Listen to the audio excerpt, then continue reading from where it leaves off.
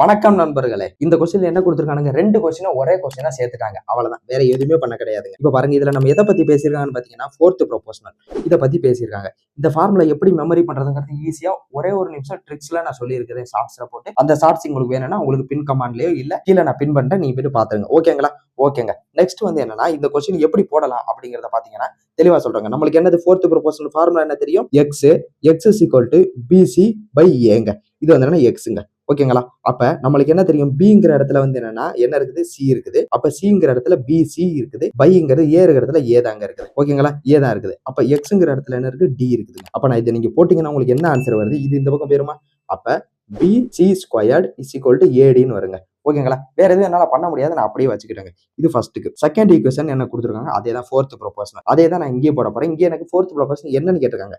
அப்ப அதே ஃபார்முலா தான் x is equal to bc by a is equal to என்ன சொல்ற, xங்கிறது எனக்கு தேவை. அப்ப என்னன்னா a, இப்ப bங்கிற இடத்துல என்ன கொடுத்துருக்கானுங்க, ad by c. ஓகேங்களா?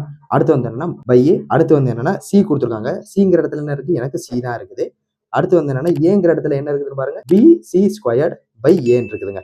அப்ப இந்த சிக்கும் இந்த சிக்கும் நான் கேன்சல் பண்ணிடுறேன். இந்த ஏங்கிறது மேல போயிடும். கரெக்டா? இந்த டிவைட்ல இருக்குன்னா இது மேல போயிடும், மேல போயிடும். அப்ப ஏடி இன்டு ஏ பை பிசி ஸ்கொயர்டுங்க. அப்ப வந்து என்னன்னா ஏ ஸ்கொயர்டு டி பை பிசி ஸ்கொயர்டுங்க. இதுதான் உங்களுக்கு வந்திருக்குது. ஓகேவா? இப்ப என்ன தெரியுது உங்களுக்கு, பிசி ஸ்கொயர்டுக்கு பதிலா இங்க என்ன இருக்கு பாருங்க, பிசி ஸ்கொயர்டுக்கு பதிலா என்ன இருக்குது, ஏடின்னு போடலான்றாங்க. அப்ப நம்ம இந்த இடத்துல ஏடி போட்டோம்னா என்ன வருதுன்னு பாருங்க, AD squared by A squared by D by ஏடின்னு வந்துடும். ஓகேங்களா?